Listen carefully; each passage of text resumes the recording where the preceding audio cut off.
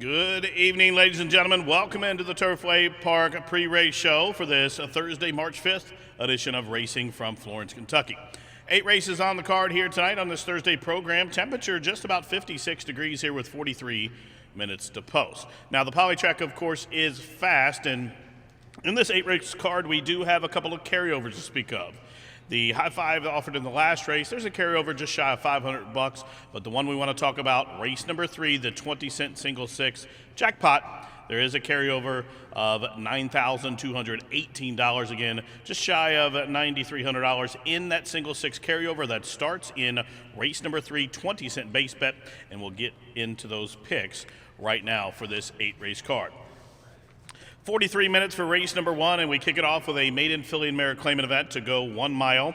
And this race has a scratch of number 7, Lady to the Max, so reduced to a field of 7 to kick off the 50-cent pick 5. Of course, just 15% takeout on those pick 5s. In the first race, I think it's a wide open race. Several horses can win. I'm going to lean with a little bit of a long shot, currently 9-1 on the board right now.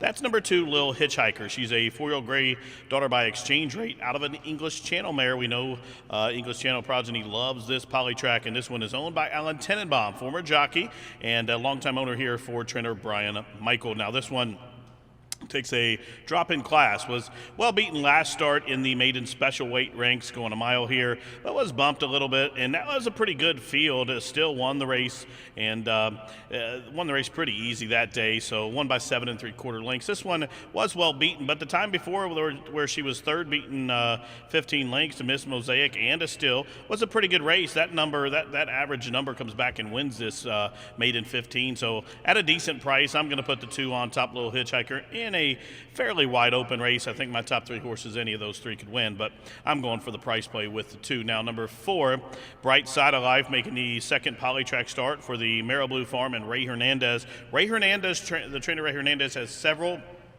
horses in tonight that have a chance. He has 3 or 4 horses that we're going to talk about throughout this program, and his barn's on fire right now, hitting at just almost 27% last time I looked in the win column. This is the daughter of Colonel John. She raced a mile last start on poly debut on February 6th off that layoff, and rallied from off the pace, was 5th, beaten 15 lengths. Pretty decent field. What I did like, she finally figured out what was under her feet, and she started running late.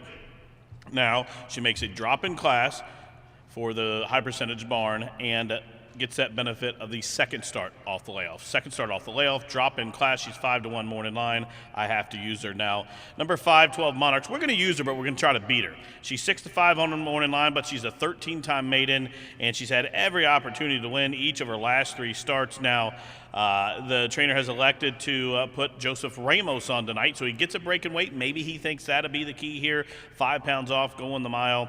And 12 Monarchs, I think, is one you got to use, but I don't think she has to win. But I want her on my ticket, 2-4-5 in the opening leg of the pick 5 for me.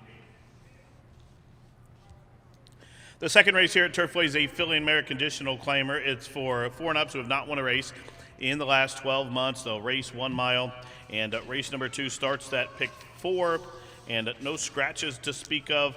This is a race that, if your budget allows you, I would tell you use the all button, because I think of any race tonight, this is probably the race where an impossible outcome could happen, and you'll catch one of those $60, $70, $80, $90 horses, because I think every horse in the race can win. The race is just that wide open. But if I had to pick 3 in order, or like the 3 top picks, I'm going to use a couple of short price horses. Number 8, Miss Frankie. She just missed last start. And the horse that beat her was Sour Peach, who we all know who bets on Turfway. Sour Peach loves Turfway Park, and she was making a drop in class when she won that day. Now, this horse is a 5-time Turfway winner, 8 for 17 in the money. The barn is ice cold, though, so I want to have some coverage. Miss Frankie is 2.5-1, gets a 7-pound apprentice, so there is some upside to her. Rick Jordan is better than his stats show right now, but this one has also one that's had every opportunity to win the last couple of starts. 2 back, she made that big, bold move, looked like she was going to run over him, come with a big, wide, sweeping 5-wide move, and then she just faltered in last start, much of the same. Against Sour Peach, she almost made the lead in about the 16th pole, and she was out wide and running, and she faltered. So she has a tendency to hang. I want to use some horses. Number 8, Julissa. Now, she's one that's won 7 times. In fact, she's 21 for 58 in the money. One of those wins coming here. She's 5 for 9 in the money on the Turfway Poly, but she's another one that's not consistent. She runs a few good races, as you'll see, 3 back. She was second, came back with a second-place finish against Sperling, and then came back in that Sour Peach race. I don't know what happened. She was 10th, beaten 15 lengths. The jockey retains the call. Chip Brownfield sends this one out for Andy Kohler at 7-2. I'm going to make that one my second choice. Number 2, At Least. Now, this one gets Ricky Knott in the saddle. Ricky Knott's making his, I think, 3rd start in about 15 years here up top this one. But he woke up when he rode this horse. Last start, Ricky rode this horse. It rallied from last, was way out wide, but got within 4 lengths of the winner, Sour Peach. Same race as the top pick. This one's going to be a bigger price and does draw the inside. But when I look at it, I'm trying to figure out a possible pace scenario. This race, it's fairly wide open. I mean, Air Turbulence probably will be the one showing speed. Jewel Lisa probably should go. It's her best chance to win tonight, I think. Maybe you know I ain't lying on the stretch out. Kelly Spanabel likes to send horses and put them in the race early, but you know I just think this race has a big potential of blowing up the tote board. I actually like Boarding Card at 15-1 a lot. Boarding Card 15-1 for Pat Cairns. That's the 5. And number 1, Ticket to Riches. 15-1. There is a change of jockey. Conning's not on the horse. Rogelio Miranda's picked that one up. But this one, in this condition, I think has a shot. Now, this one raced on January 31st here, coming off that big, long layoff. And you'll notice each of the last 2 starts were going short. Now, she's got a couple of tighteners under her, and she goes to a distance that she loves. She's a 3-time winner at the distance, 9 for 18, so 50% in the money when racing this route distance. And I think on the stretch out, Ticket to Riches has every reason to win this night, and she's going to be a huge price. She'll get overlooked on the board. So race 2, take as many as you can. Those are the horses I'm going to use to start the pick 4. Race number 3 starts the single 6, 20-cent base bet, and there is that carryover of $9,218 in the single 6. And we start things off with a non-3 15-10 claimer to go 6.5 furlongs. I'll have a ticket. I'll come back on set here prior to the 3rd race, and we'll throw out that ticket that I've put together for you race fans. Now, I think we can narrow it to 2 horses in here. I'm going to pick a horse on top that is facing older horses for the first time and is a price play, 8-1 on the morning line. That's number 6, Save Me Paula.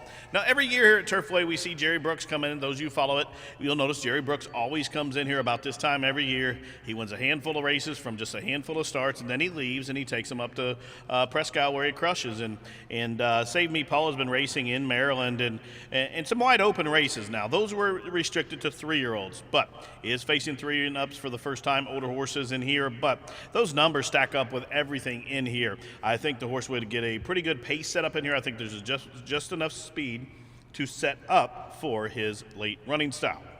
His go-to jockey, Johnny McKee, has the call, 8-1. The only other horse in here, I think, is the main thread. The only opposition that I think could win is number 4, Horse Feathers, from the Ed Frederick stable for Stephen Baker. Now, Gerardo Corrales rode this one 2 starts back here for the 15 non-2 level, and it won going 6 furlongs at a big price.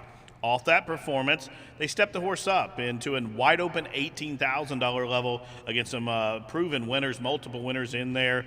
And fared well, was 4th, beaten 4 lengths, but now comes back to the restricted non-3, so gets some class relief and is 3-1. I think you can get through with just those 2. But for 3rd, number 2, Warrior's Dream is another one I'll use. He's drawn down towards the inside, which I don't like that much, but did win last start from that same 2-hole, but it was going long. So this one's turning back. We like turn back horses here, but I think he's up against the odds there with the top 2. But 6-4-2 ultimately in race number 3 for me, starting the starting leg of the single 6. Race number 4 is the race we'll talk about next. There are a couple of scratches. One of those is a key scratch. I think the single of the night was in this race, but he is scratched. The 3 Ice Chest is out. Also the 8 Command Code. So the 3 and 8 scratched from race 4. So that changed things for me, but I'm going to go for number 10, Familiar Dream. Once again from the Ray Hernandez stable. Hernandez 7 wins from 27 starts, 13 for 27 in the money. This one comes in from Tampa, where he has been facing tougher horses down there.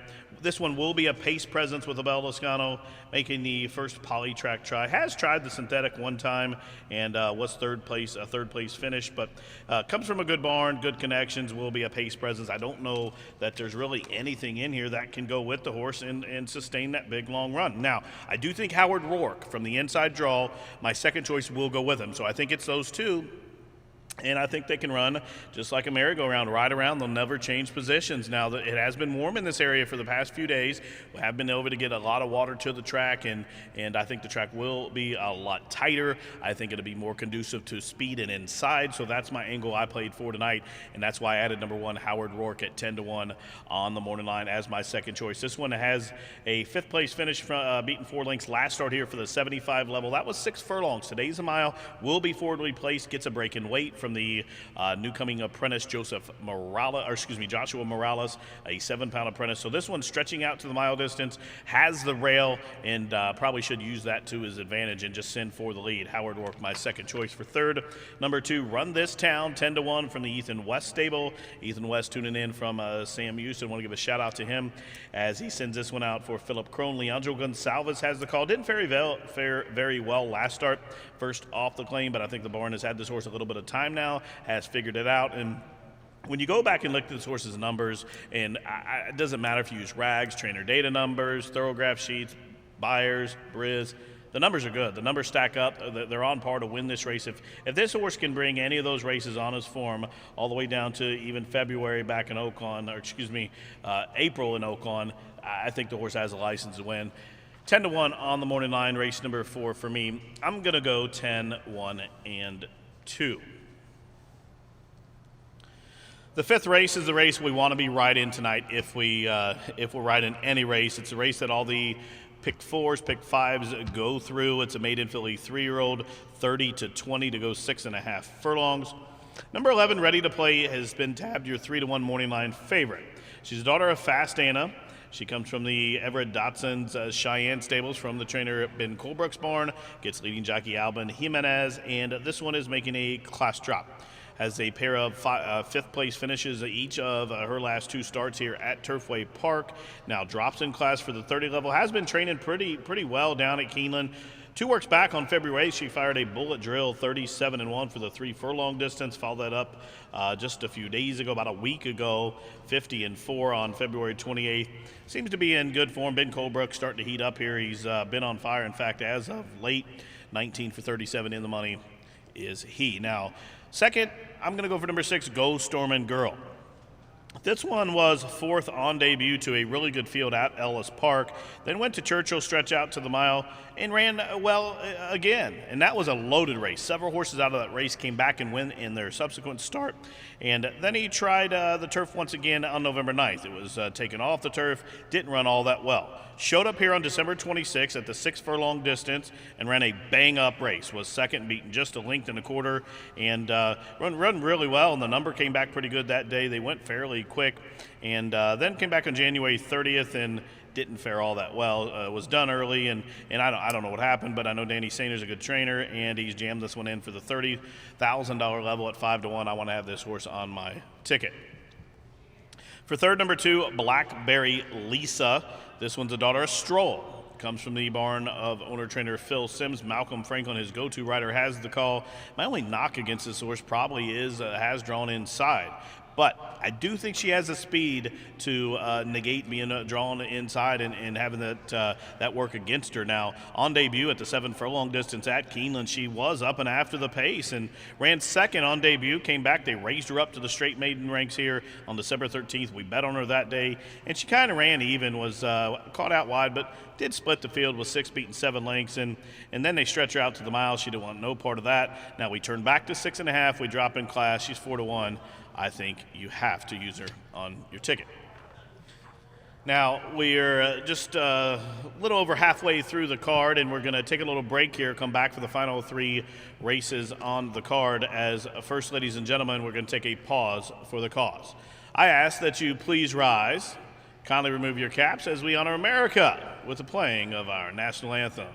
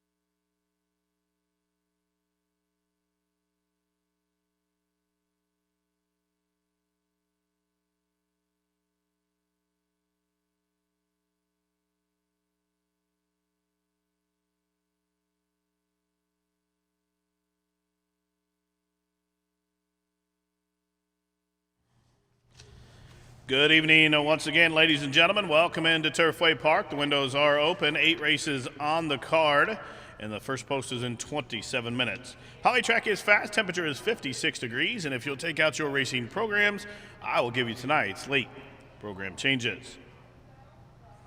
First race starts at 50-cent pick 5. There is a scratch of number 7, Lady to the Max. Number 7, Lady to the Max, has been scratched from the opener.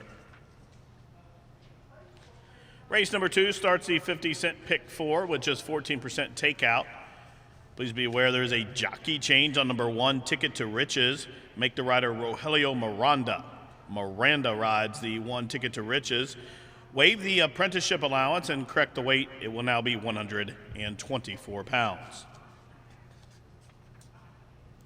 Race number 3 starts the single 6. No changes. Carry over $9,200 in that wager.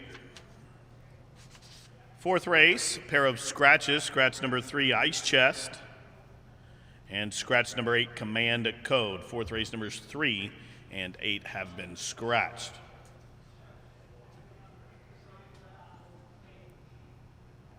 Fifth race starts the late pick 4. There's an overweight on number 3, Accelerita. The rider 1 pound overweight. Jockey change on number 10, Zidikai. Make the rider Edgar Perez. Edgar Perez on the 10. Scratch number 13, Seminole Sisters. The 13 has been scratched.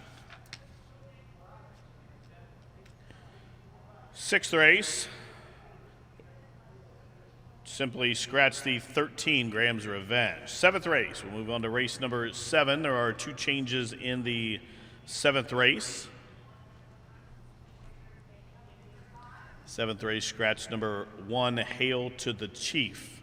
The plain 1, part of the entry, Hail to the Chief, has been scratched. The entry mate, Artemis Eagle, will run. So scratch plain 1, scratch 3, My Man Flintstone. Seventh race, the 1 and 3 are out. Race 8, we do have a scratch of number 1, Ruthila. Number 1, Ruthila, scratched. Jockey change on the 3, Yellowbird, to Rogelio Miranda. Miranda on the 3, Yellowbird. Scratch number 5, Melanie May. Number 5, Melanie May is out.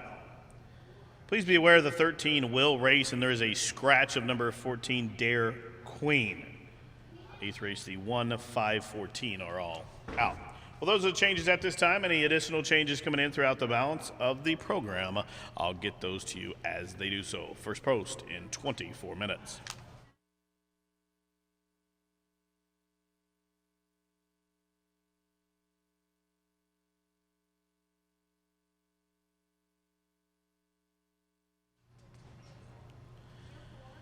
Welcome back to the show, ladies and gentlemen.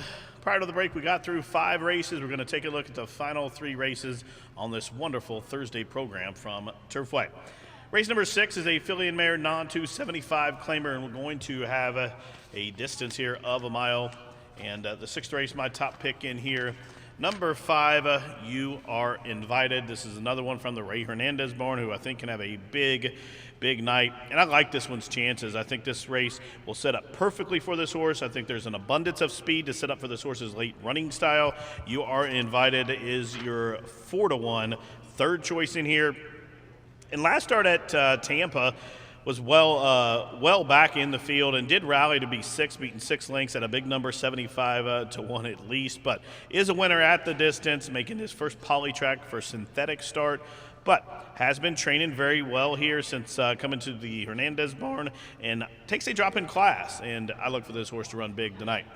Number 9, Holly Peach, fresh off that maiden score. Now, this one was an 8-time maiden until she ran last start, and when dropping in class to the 15 level, the light bulb came on, and she went right to the front. She hadn't really shown that much speed, but certainly the drop in class did help.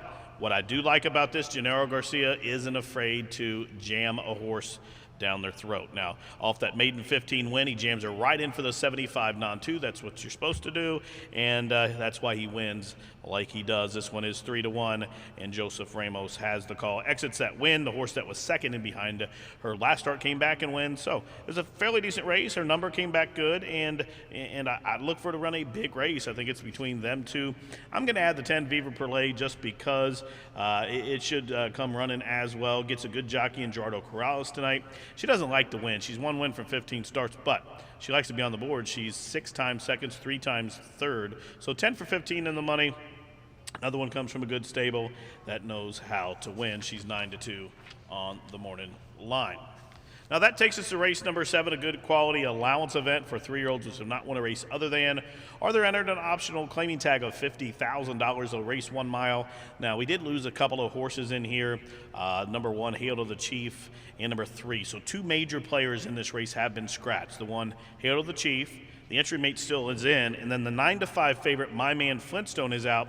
And I think we'll see My Man Flintstone here on Saturday, March 14th, our featured day of the meet, the Ruby Stakes Day. And I think My Man Flintstone is going to land in the, I believe he's going to run in the Rushaway that day, but we will see him in stake action on that Saturday with that special 110 post, our featured day of the year that we've all been waiting for. So the 1 and 3 are out of race 7, but still a couple of good horses, and the one I think is the best in the race is number 7, John's Rock. He's a son of Bernardini, and Mike has tabbed him 3-1 on the morning line, and was second last start, well beaten though, but he was beaten 10 lengths to a horse named High Holy. High Holy exited that win on January 16th when he raced against John's Rock and came back on in his next start and ran second in the John Battaglia here on February 14th, in behind Invader. Invader's probably going to be the favorite, no worse than second choice in the Ruby here on March 14th. So John's Rock's been keeping good company.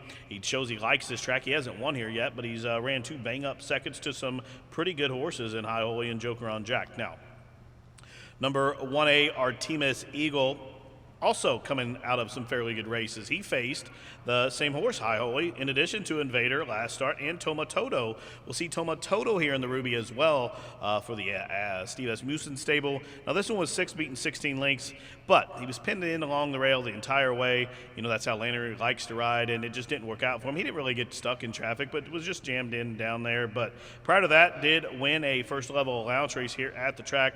Good connections, a homebred for Ken and Sarah Ramsey, Mike Maker, Gerardo Corrales. They've teamed up about a dozen times or so here at the meeting. Now, for third, number 5, Bird in the Hat. This is another one entered for Phil Sims. This one for owner Nelson McMakin.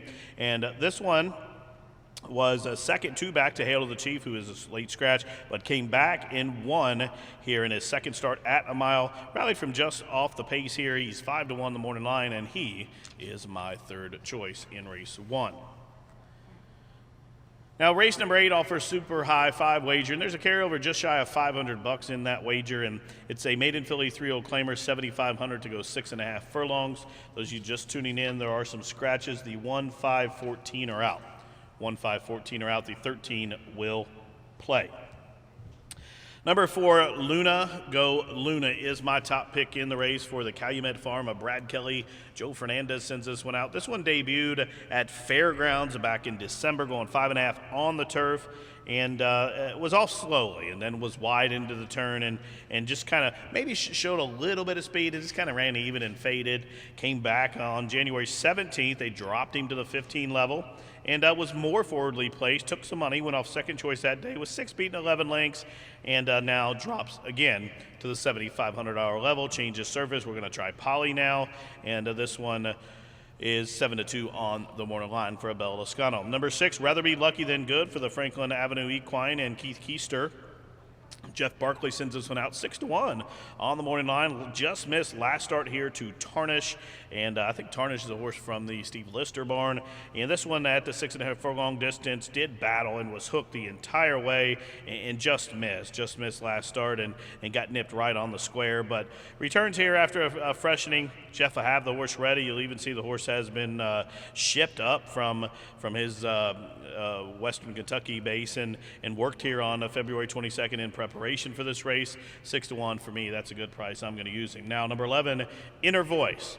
20-1. I have to have this horse on my ticket. She's a daughter of Arch out of a Tis Wonderful mare. Offspring of Arch love the Polly.